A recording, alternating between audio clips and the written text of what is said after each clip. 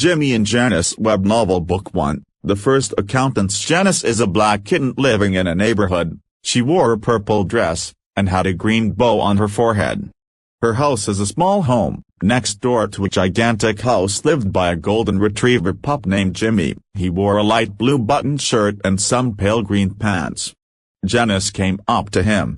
"So Jimmy, you're ready for school tomorrow," she said. "What are you complaining about, Janice?" said Jimmy. "I hate school so much." "Well," said Janice, "I'll see you there." "All right, tomorrow it is," said Jimmy. He went back in his house, and Janice went in her house.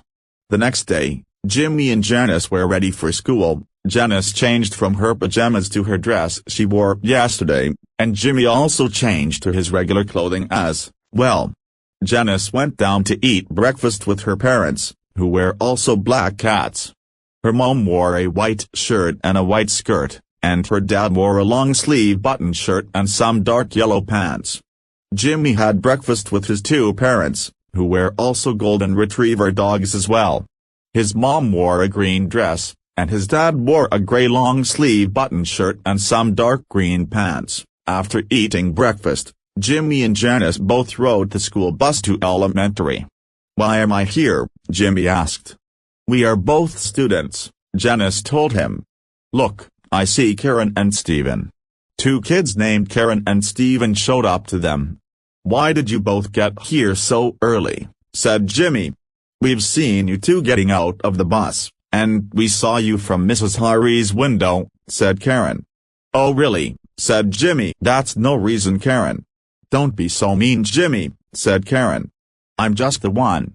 "You'll never be like me," grouched Jimmy. "Or I will beat you." "Hey, don't get angry at her," said Steven. Janice got mad at Jimmy. "Don't be so mean to her," she said.